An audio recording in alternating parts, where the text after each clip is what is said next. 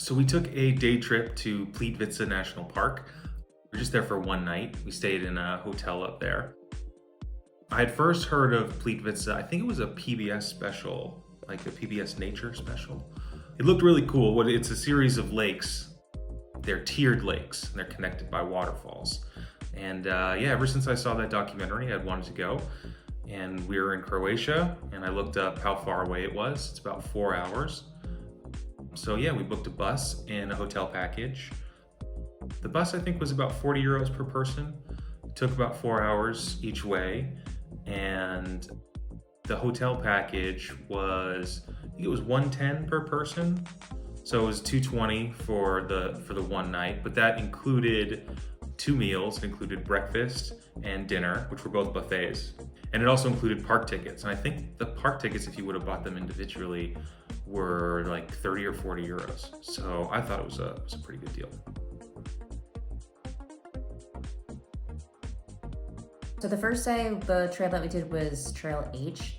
And I think we entered in gate 2, and we didn't realize that there's actually like a trolley that picks up outside of that gate that leads you to the starting point of H. So instead we actually walked the whole street up to that starting point, which was not enjoyable. Yeah, you did not like that. I think like 4 trolleys passed us. It took us, I don't know, maybe 30, 45 minutes. It would have been like a 10-minute, maybe even less trolley ride. So that wasn't really a great start, but then the trail itself was really nice. It goes all along the lakes, and you see a bunch of the different waterfalls, and then you take, I think it ends with the boat, right? It's towards the end, yeah. Towards the end, there's like a boat that brings you to the Great Waterfall, and then you kind of like loop back around to the gate that you entered. So on the second day, we didn't do one of the organized hikes. We were just kind of winging it. We started again at entrance number 2, and we kind of just walked along the lake shore for a pretty long time until we came to the area where the boat let off on the first day.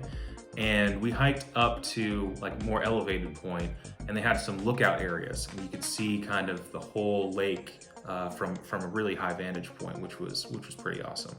Didn't take too long, but we didn't have a ton of time anyways, and so that was really pretty.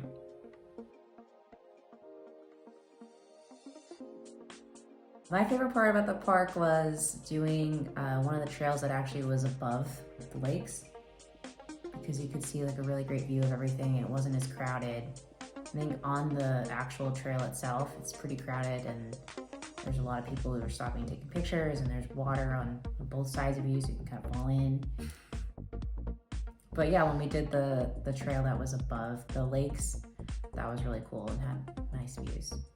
The other part I liked about the trip, of course, was the buffets. I think I got like 3 different plates of food, dessert, and the next morning too, they had a really good breakfast buffet as well.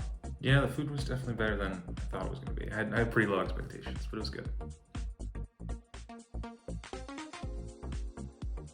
So I don't think I would do anything differently, actually. I think we did it pretty good. The only thing I would say is we went in early September, and the waterfalls were not as strong as I think that they are earlier in the year.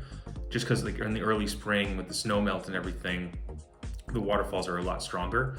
And so maybe they would have been a little bit more impressive if we would have went in the spring or early summer even. So if that's a consideration, maybe you want to think about that. But in terms of the logistics, I was happy with it.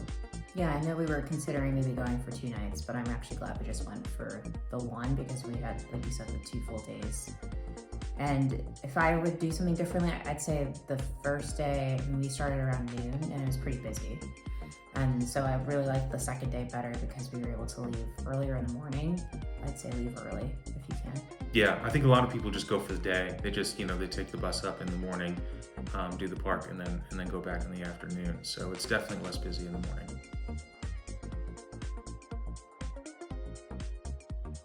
So would I recommend that you go? I would say yes overall. I mean, I really enjoyed it, especially if you're like an outdoorsy type person, you like hiking around and stuff like that. It does depend on how much time you have in Croatia, because it's basically 4 hours from Split. I think it's also 4 hours from Zagreb.